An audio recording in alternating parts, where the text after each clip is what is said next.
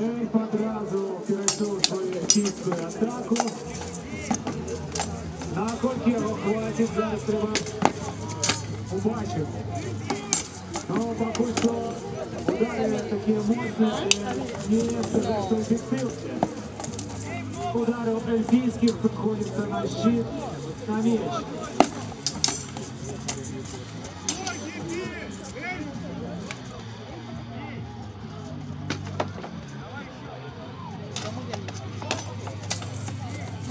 Ось эльфу поставить трошки технику, и это был бы такой боевой танк. Сделал его копая, но пока что удары, тут у них уды.